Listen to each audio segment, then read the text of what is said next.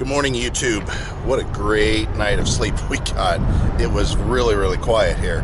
Heidi will have to tell a story, though, because she must have talked to the girls inside and said we missed a fight. What have you been up to? I've been riding on a daydream.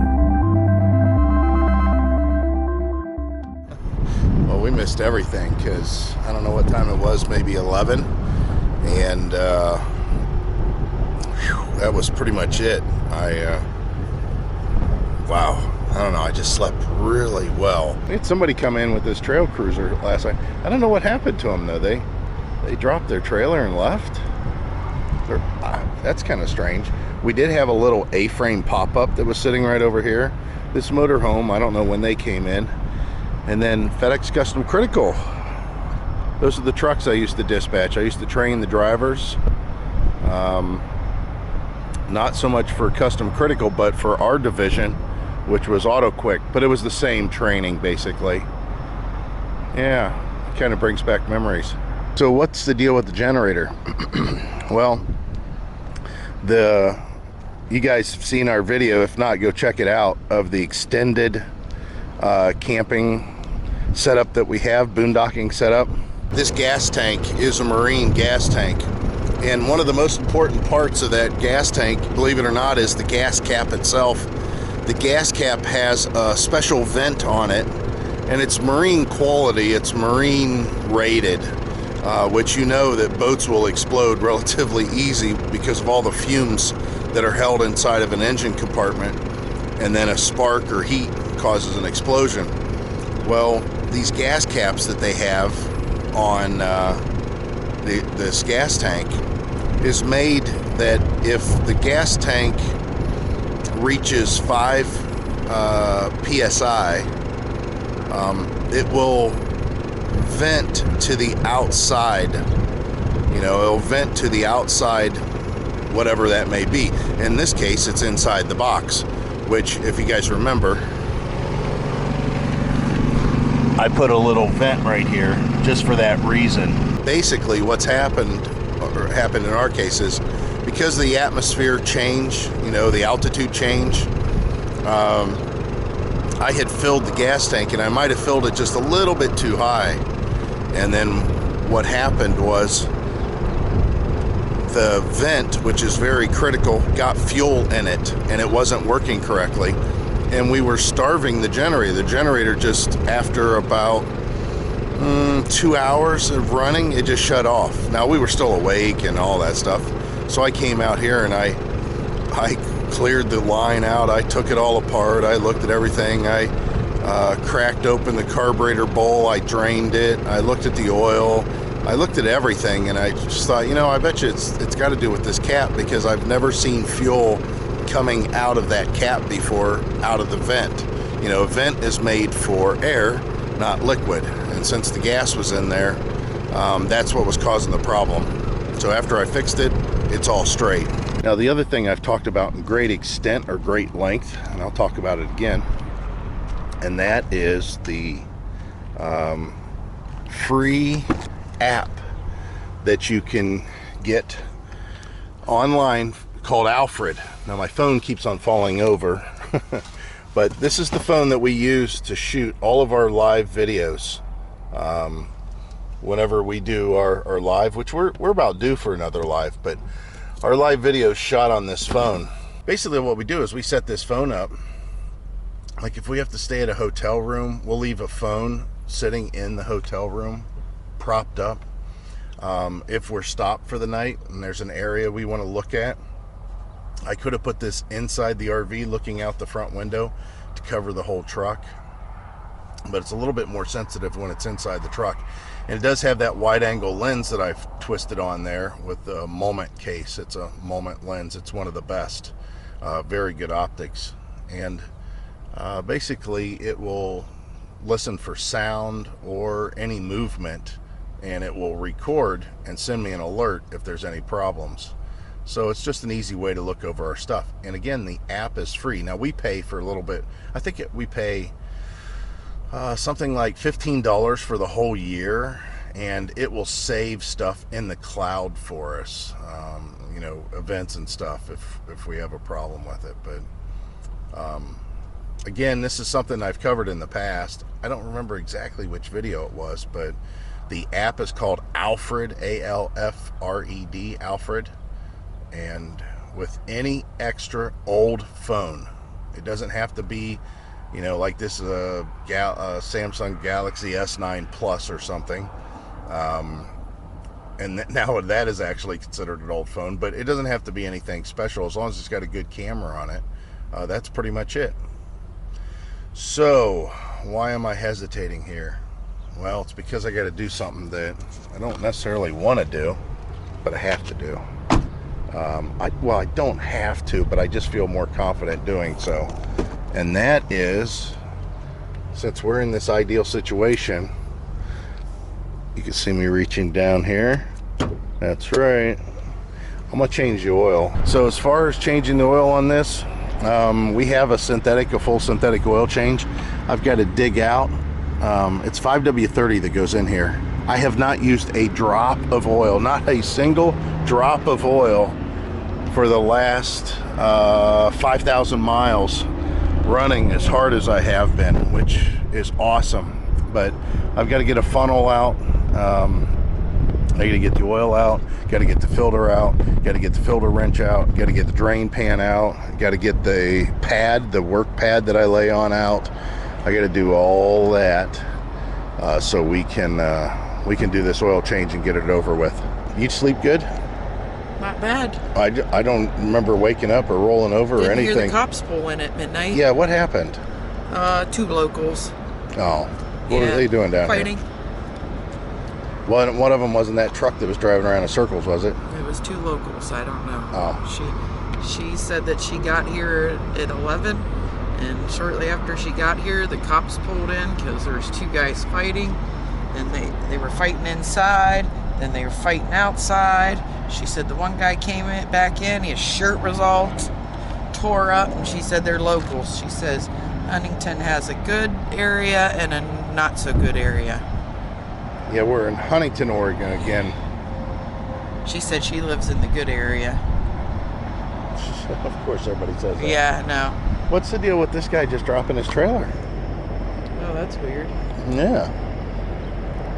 And that lady specifically told us, you're going to have to leave because we've already had a trailer that was abandoned and we had to have it hauled off. Well, I don't know. I don't know what that is. Maybe they went to get their oil changed. But we're going to do ours here. Well, we got the oil changed. How nice was that? The the tip of the day, let's say it's the tip of the day, is if you're in a very windy situation,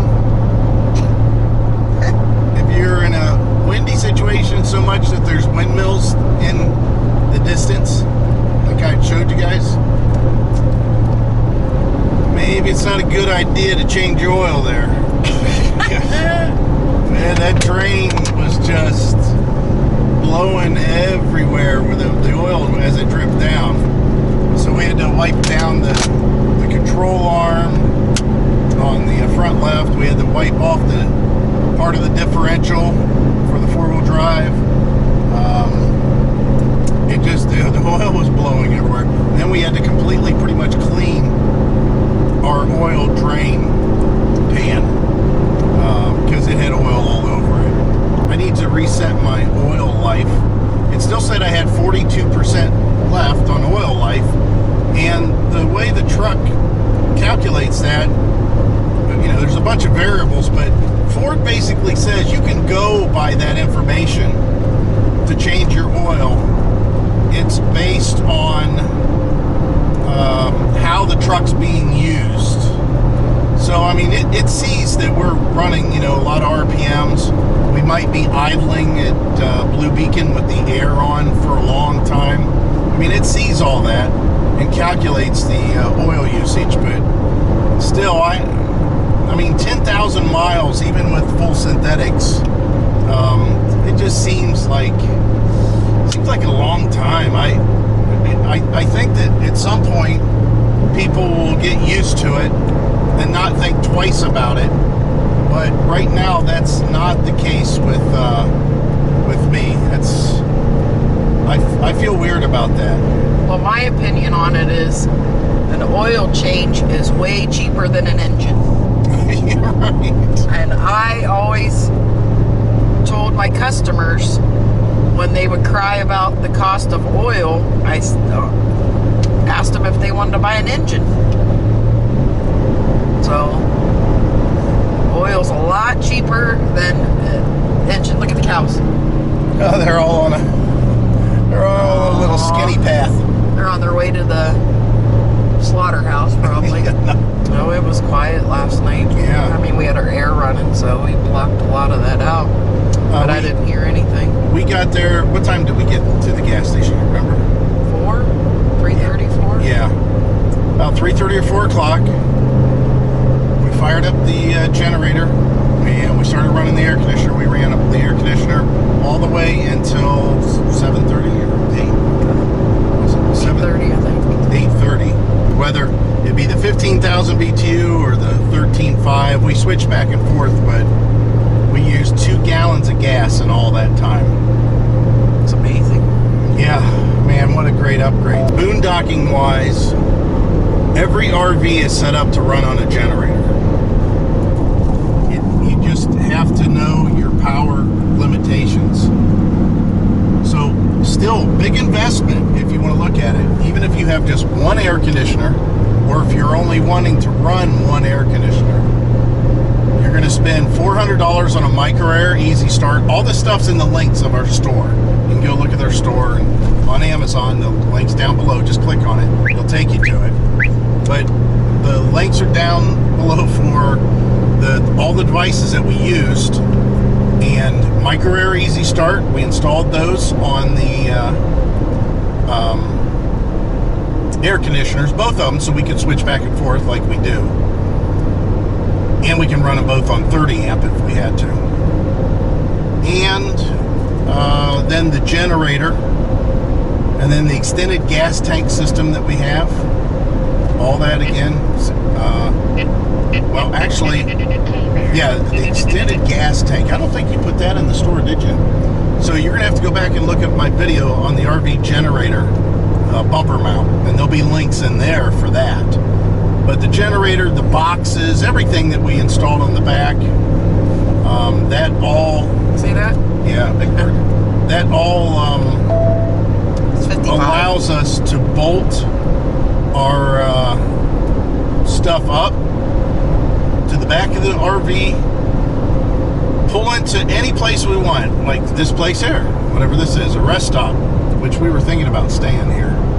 And just firing up the generator and having, we can run the microwave, we can run our ice maker, we can run our refrigerator, if we want, if we're low on propane or something.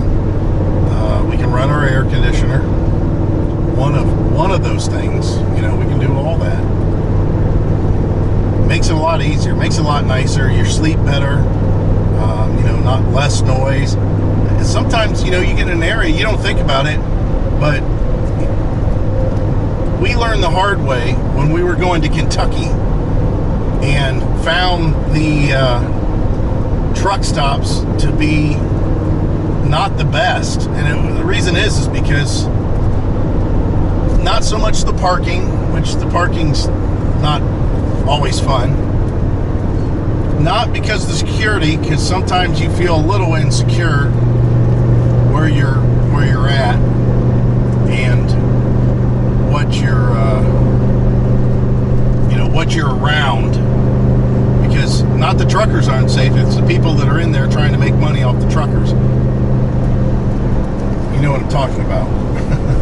And the noise, obviously, and of course you got to have your windows open, because if it's hot, now you got to have your air circulation through your RV. Now you're next to a diesel that just idles all night long and just kicks up and down and does all kinds of stuff. Sometimes it maybe fires up. I mean, there's all kinds of crazy stuff that you have to listen to.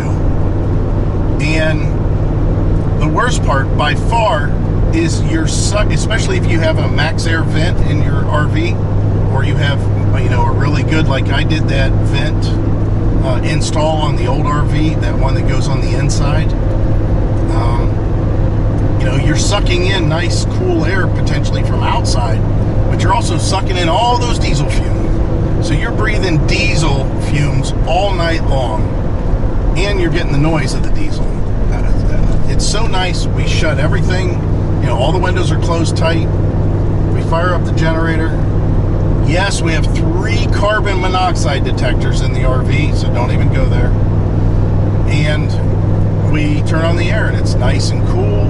We sleep like a baby. If we turn on the air conditioner that's in the bedroom, where obviously we're at, we don't hear anything. It's kind of like white noise. It's just pleasant. It's well worth it. Here we are in beautiful, beautiful, beautiful Oregon, and we're going down some massive hill. I don't know what the deal is, but the truckers are all talking to each other. So the thing is this is like 6% downgrade, which is fine. But it's funny because the signs say first warning, second warning, last warning. They got a brake check area and everything. It's beautiful. I liked it. Hey, we can take that road to the right. Oh my gosh, that must be so rough. That would be rough. But I really like the way Oregon's terrain looks. For the most part, there's grass on all of it. The hills, you know, it don't look as rounded. I'm sorry, it doesn't look as sharp and rocky. It looks, you know, softer, more meadowy. We're seeing animals out there enjoying, you know, the hillsides and stuff. You see water, you know, you see water more aptly at some of these places. Of course, you see a lot more trees. It's very green. I just think that personally, it's a better looking state. Can I see living here? I don't know. Nope, it snows too much. Yeah, it does snow. It snows, and you gotta every 5 miles chain up. I mean, as much as we like the way the mountains look and everything out in Colorado and stuff, look how nice that looks off to the left there. Yeah. It just looks almost painted. It looks like you could go sit underneath the tree and, you know, enjoy yourself. Have a little wine with some cheese and crackers. Something we don't ever do. Closest thing I get to wine is a wine cooler. No, it's the weekend, peeps, and guess what? This is possibly the second accident that we have come up to on I-84 in Oregon. Well, the traffic is actually backed up on the other side. Come on, dude. Shit. We see there's an accident. You don't have to slow down. So anyways, yeah, the road's so jacked up the other way that the traffic's backed up from that Prime truck, that Prime, Amazon Prime, and now this. It looks like it was a rear ender over there. And we got a rubbernecker in front of us. I love it because I can rubberneck. There's no need for this. There's absolutely no need for this guy. Rubbernecker. 276E1Z or ETZ. I wouldn't be a good police officer.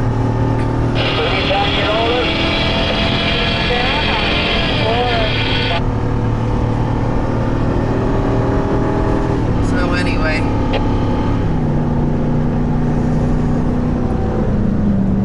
This guy right here. Rubbernecking his asshole.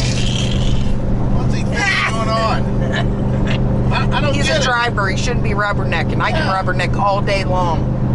He wants to slow down to 20 miles an hour. You see all these cars? Look how hard it is for me to catch up to all these cars. These are the cars that were in front of him. So, Pioneer RV Park, and it's, I think, Hermiston. Is this place called Hermiston? Yeah.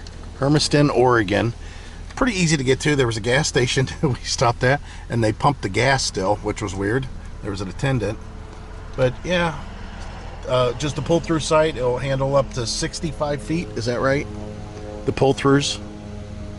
And it's a Passport America.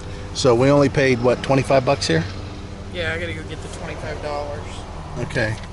Here's a bunch of rules. Here's the way to get in. Site 415. I gotta fill this out too. So. Cool. We'll show you what it looks like. All right, so we're in our spot. Heidi will walk around and show you the spot a little bit later, so you don't have to see me. The air conditioning's running. And what do we think about the park? Very clean, another very clean park. It's not very spacious, but we're only here for a night. It was 25 bucks through Passport America. Yeah, that link's down below, guys. Use that link if you want to do Passport America. I suggest you do. It's $40-some a night if not. Yeah, I mean, we saved. Yeah, AAA 37, Escapee 37, Military 35, Preferred Cash 30, Passport America 25. Extra vehicle, extra person is $3 each. So they give you these this check-in package. Sorry, I didn't see that. It's Oh, $43. Oh, normally it's $43.72 plus tax. Probably $45. So they give you this whole packet, this paper here, those rates, the map. It's all pull-through sites. Check-ins at 11. Shows where the sewer hookup is on the site. The codes for the laundry room. All the park rules and regulations, which we always fall under those. Not a big deal. So let me give you the details of the electricity. It seems okay. It's 50 amp, but I do have one line that's running low. I have one line that's only running at about 114 volts. While the other one's like at 122 volts, so might be some maintenance that needs to be done out there, but nonetheless, both air conditioners are working, the refrigerator's working, we have plenty of power. So the water pressure, very high. I think we're at 60. We have the regulator on, and I backed it off somewhere, so it's up to 60. Yeah, But it's like 50. yeah, it's oh, is it 50 now? Yeah. Okay, so when we first hooked it up, it was 60. Now that we have everything pressurized, it's 50 because there's a 10-pound leak somewhere. I don't know. It could be. We've got fresh water. I have no idea how that happened. That's Just weird. had a video up or something? No. Oh, I did that's not. funny. So the freshwater tank is still got a bunch of water in it. We need to get rid of that because we need to find out how much we have in there exactly. This next place we're going to, we need water. We're going to have water, and we want to make sure that we have enough. I don't know how much we used. This, again, is a downfall of that stupid system that we have over there with stupid idiot lights that don't work. One day we might change that. Let's see what the freshwater. Oh, Just listen, the gray's empty, the black is empty, except for what Heidi just read gray there. says a third. Yeah. Black says 2/3. It's empty, completely empty, and yeah. flushed. And Fresh says a third. A third, and which I doubt. It's So here's the probably problem with saying fresh is a third. We have started a shower when it said a third, and we have run out within 5 minutes, not even 5 minutes. 3 minutes into the shower at the most. Well, I'm sorry, but a third would be what? 20 gallons? Yeah. Yeah, 20 gallons? Yeah. Is it 60? Yeah. So if we've got 20 gallons in there, a true third of a tank, how could you run out 20 gallons in 2 minutes? It doesn't work. The pump's not that good. Definitely. So the other thing you guys like to hear, which I'll make sure that I go over real quick, and that's the internet that we have going up. You can see I got the 2 routers back there. I want to keep on saying it, guys.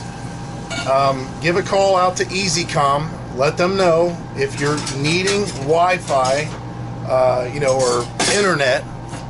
That it's just like a hotspot. I mean, this is internet. You know how you have a cable coming in from your house, and then it's plugged into a box, and then the box goes to a router, and then the router, broadcasts it all over your house. Well, that's what that is. That one thing that plugs in. Same with this one here. The Verizon 3 megabyte speeds down and 6 megabyte per second upload. That's not bad. We can watch TV, we can watch movies, Netflix. It works. Might buffer a couple times on some of the less polished channels on Roku, meaning like Plex. If you're trying to go through a library, sometimes it has a tendency to buffer. So maybe a little bit of an issue there. But I know I can watch Netflix, YouTube videos, and Prime, and there'll be limited buffering if I was at those speeds. So that's good. And then AT&T, 7 megabytes per second download and 8 megabytes per second upload. So I could upload a video pretty quick, and of course we can watch TV with no problems. Any of the stuff that we do. So again, AT&T is pretty good. So again, EasyCom down below, check it out. The campground has Wi-Fi. It's almost non-existent. If I turned on my Wi-Fi Ranger, I might be able to get a better signal. I'm sure it's because how far I am, but also there's a lot of people in the park. There's about 140 sites here, and I'm not going to walk all the way around, but they all look similar to this. This is our site. It's a nice site so far. Michael said the electric is a little, not as much as, I don't get it all. Anyway, we have electricity. I guess that's all that matters. This is our hookups. They do have cable.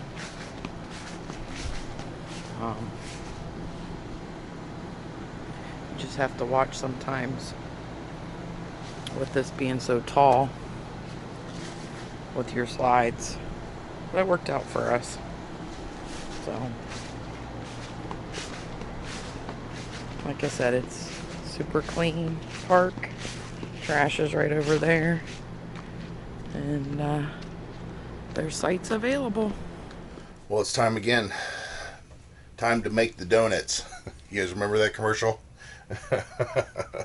Yeah, it seems like that we're passing ourselves as we're going on to the next routine. Heidi's out there flushing the tank. She loves doing that. She loves flushing that tank out. I think she just likes to see that it gets clean. Slight change of plans, like everything else. We were going to go stay at Dog Creek Falls roadside, which is in Washington, right down from the falls. You have to walk on the highway. We didn't want to drive up to that location necessarily, where the parking lot is, to go see the falls. We didn't necessarily want to drop the trailer. So anyways, we found, again, just called a campground that was up the road a little ways, and looks pretty nice. We'll have to see. We're early by a day getting to the Oregon coast, so we're going to we changed our plans again, and we're going to stay at, what's the name of that campground, Hyde? Lewis and Clark. Yeah, Lewis and Clark campground. It looks pretty decent. It's not a discounted campground. It's not. See, I told you she'd come running in and fill that bowl up and flush it. It's not a discounted campground though. So the stay, we're just going to limit it to 2 days. Right, 2 days. Yes. Yeah.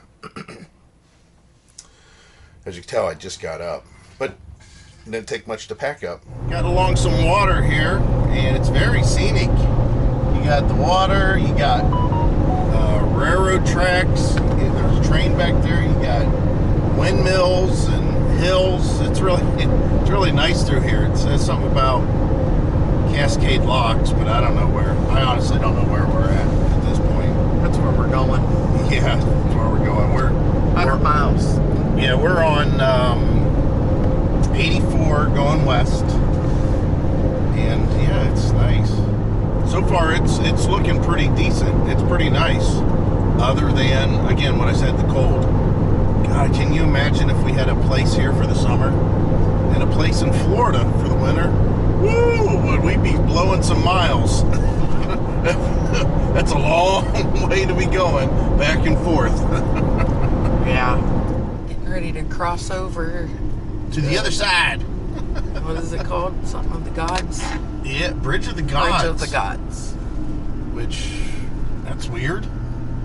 Why would it be the bridge of the gods? Why would the gods need a bridge? But it's beautiful. It's a little scenic area. Which, why would I expect anything different, I guess, at this point? Cascade Locks. That's what we're entering into. Cascade Locks. Turn left on Toll House Park. Yeah, it looks like it. Turn left. Turn left here.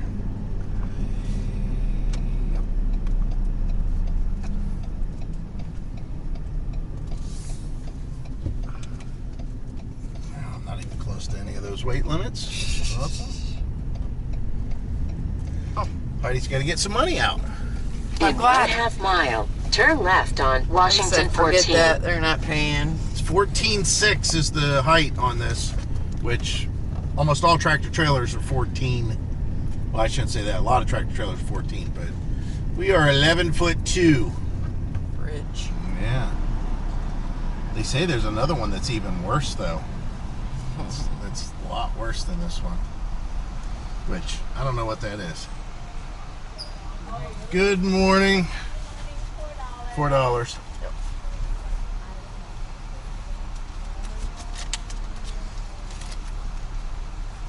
Thank you. You too. Alright. So $4 to go across. Not bad. And it says I can't pass, which, what a shame. There are people walking across the bridge. That's an interesting prospect. Oh, yeah, because there's not a... There's no walkway. Yeah. Oh, gosh. Heidi loves bridges, by the way, guys. It's her favorite thing to do. There's a camper coming the other way. Camper coming this way.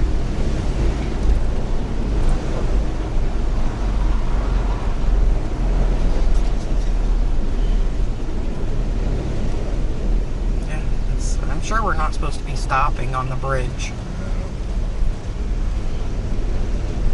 Sure we don't have a choice there. Ooh, the air is cold. Holy shit, I'm freezing. Feels good. Oh, bullshit, freezing. Welcome to Washington. This is colder than our air conditioner. I almost lost my hand. I'm going to put my one to... Like, that wind that's cutting down through the river. Oh my God, I'm freezing. It was instant freeze there. Instant. Wow. All right, so yeah, we're into Washington now. Nice. I think that the people shouldn't be able to walk across the bridge, but then again, it's so slow. We could ride our bikes. Screw it. We'll ride our bikes across the bridge. If they can walk. Okay, so we need to make a left down there. Turn left at the stop sign. Pulling into the park, if I'm not mistaken. In 1/4 mile, turn left on Lewis and Clark RV Park. It's Then take the first right. Pretty basic little park. There's not a lot of excitement to it. But it is shaded, which I don't know if we need. It's so nice and cool.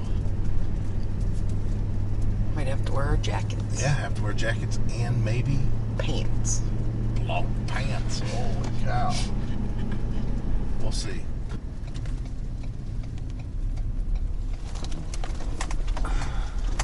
Turn right on Lewis and Clark RV Park.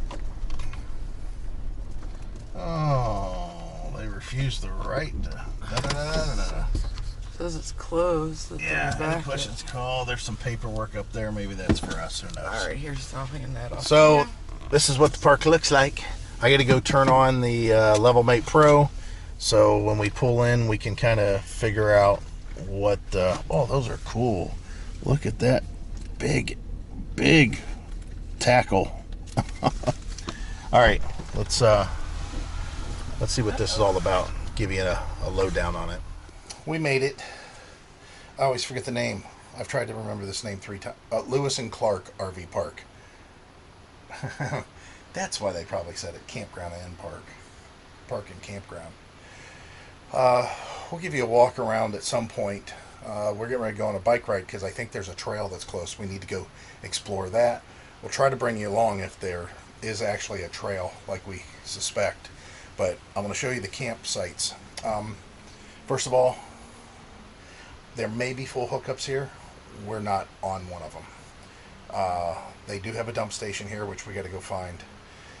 They have 20, 30 amp at the site, and that's it. There's no 50 amp. And they do have water, and the water pressure is pretty good. The campsite's kind of close. It's very pleasant here. It's like 78 degrees out. We don't have the air even running. We just open the windows. Nobody has their air running. It seems like everybody's got their windows open. There's a real nice deep fire pit out here and a picnic table. And it's a pull-through site. A little expensive, more than what we like to normally pay. It was $79 for 2 days. There's no discounts here. That was the worst part. Unless you stay a month, then they discount it. But your internet, your phone service, Verizon, T-Mobile, AT&T, hit miss. That's the best I can say. It's hit miss here. So you can kind of see our camping spot is right here, our picnic table, which is really sweet. And then our fire ring up here. So there's a lot of room as far as exploring, but not so much at the campsite. And then again, you can see here,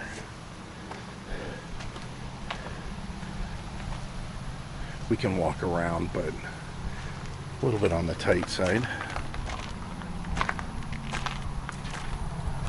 And then there's campsites over here, and this is the weekend, so you could have a back in if you wanted to. See if I can get through here without getting poison ivy or oak or some crazy stuff like that. Ooh, that bush wanted to hang on to me. Look at it. So pretty decent, pretty quiet. We got tent camping here, obviously. There's a porta-john. And it goes back a little ways. It's a nice looking park. I mean, it's a traditional campground. And this is in Bonneville, Washington. I don't know. What do you think about this? You like this? Yeah, I like it too. Yeah, no sun. Yeah, yesterday we were in the sun the whole time, and this side of the RV was getting baked. So we got the bikes out. We're going to go see if we can find this trail. And again, going back to the internet, our Verizon is working. We're getting some internet. Our AT&T is hit miss. It's on, it's off. It says we have internet, it says we don't have internet. I'm not sure what the deal is, but it seems like that there's some sort of an issue. We've moved it around. Now this is without me putting the antenna up.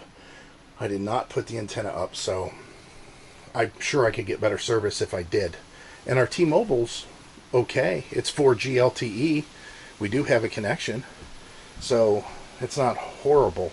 We do have connectivity.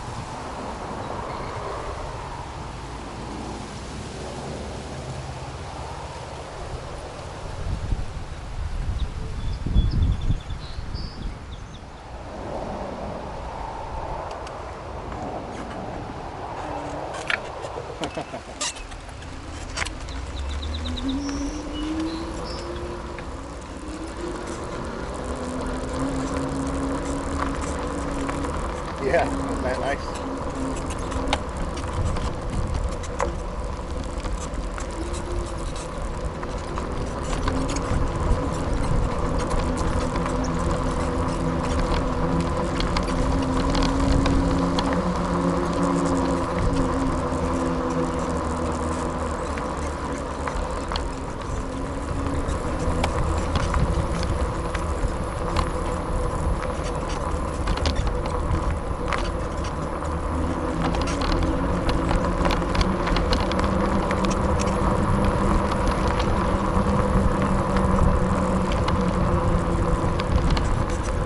Yeah, left.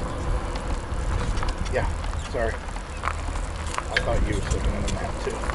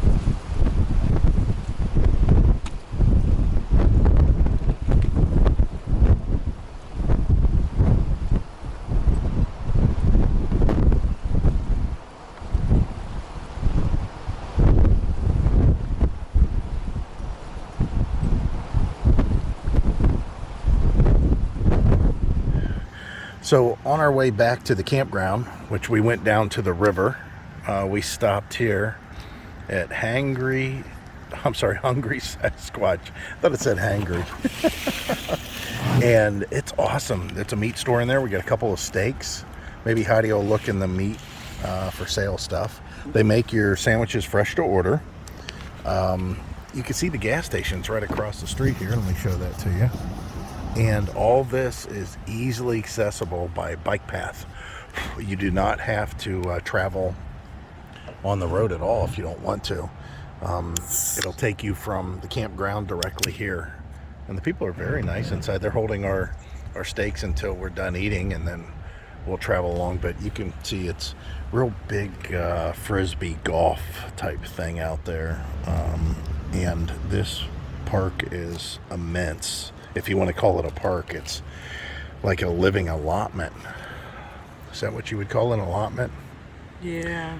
It's like a living community or something. But it's Sunday. They're open, and I wish the beauty salon was open. Heidi could get her hair done. I could get my hair cut. But it is Sunday. Maybe they open later. No, they're open Monday through Friday. Oh. So we're going to go ahead and have our fresh made sandwiches. They look pretty good. And our dessert. Good morning, YouTube. And what a wonderful day it is.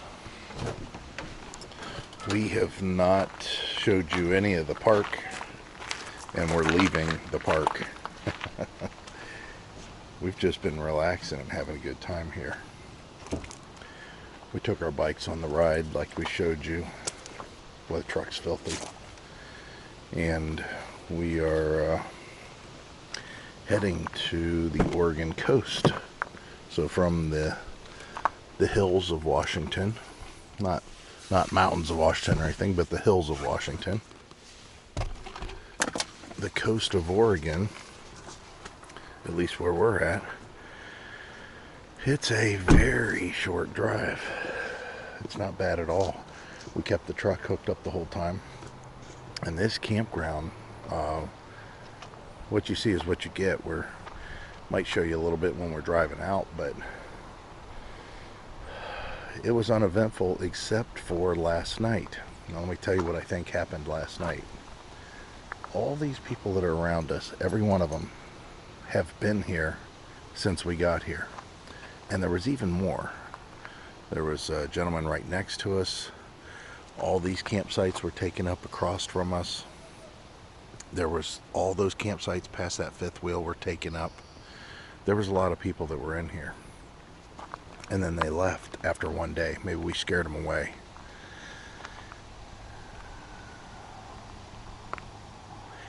When we got here, I noticed that the autoformer inside was always kicking on and off, regardless if we were using any power or not. It was more than obvious that somebody was using power, and this 30 amp circuit was at the bottom of the range that it required for the autoformer to kick on. Now, we didn't have no problems whatsoever. I mean, not a stitch. Nothing failed, nothing dipped, nothing happened at all. And it's because, you know, we did power management. We wouldn't run the air and the microwave at the same time and that kind of stuff. This fifth wheel came in, and it looks relatively new. And since the fifth wheel came in last night, I have no idea what's going on, but our air conditioner dipped a couple times. The autoformers protected us over 3 times, just shut off altogether. And then the entire park, at least this area of the park, had gone out at one point. And I have no idea what was going on, but it's ever since they pulled in over there. So it was later at night, and we thought the autoformer had tripped to protect itself again. And it was just a short amount of time that we found out that wasn't the case. that the whole park was out of power, or at least this leg of the park was out of power, because this gentleman here was out looking at his fuse box. The fifth wheel was out looking at his fuse box. Everybody was out looking to see if they had tripped a breaker. And again, that just wasn't the case. So I'm not sure what that was all about, but again, you should have an autoformer. That's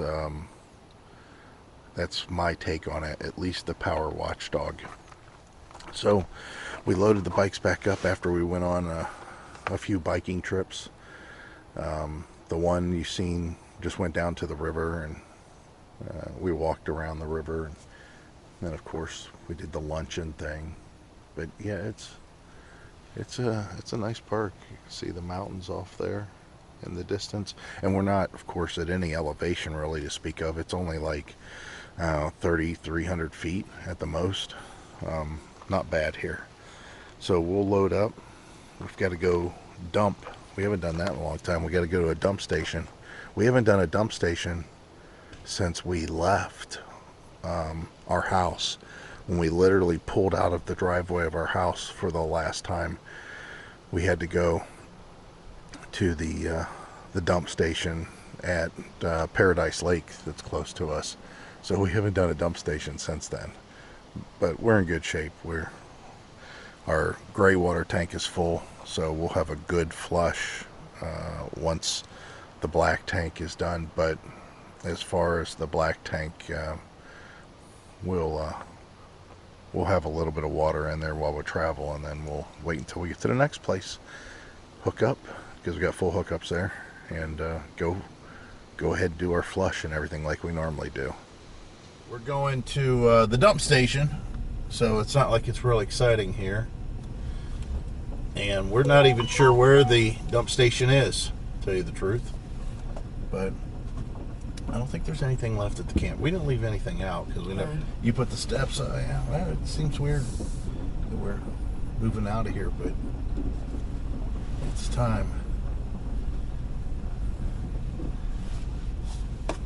Oh my! Let me get the RV jacked up here. Put a little air in the airbags this morning. Wake everybody up nice and early. Look how high the front end of this microlight is.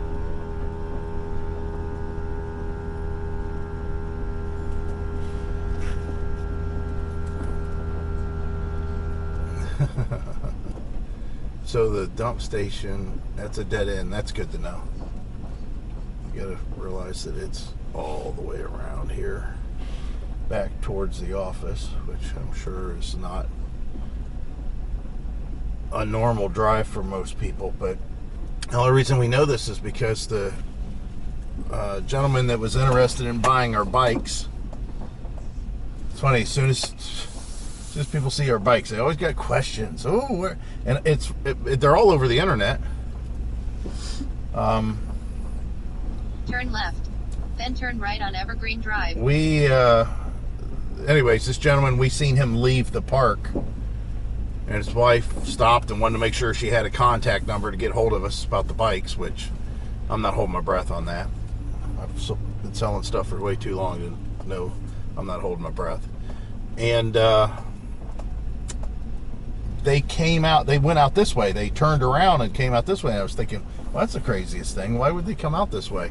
Well, then when we went on our bike ride, we seen them down at the dump station. So we kind of knew this is the way to the dump station.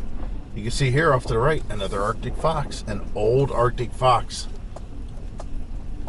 Yeah, we don't get to see that many of them back east. You know, we don't even get to see new ones. Boy, the RV's heavy. Just to give you an idea, our freshwater tank probably only has about maybe 6-7 gallons in it. Our blackwater tank, it's 45. It's got to be close to 45 because we filled it. We put a lot of water in there because we wanted to top off. And same with the gray tank. It's got to be 45. So we're carrying a lot of weight back there right now.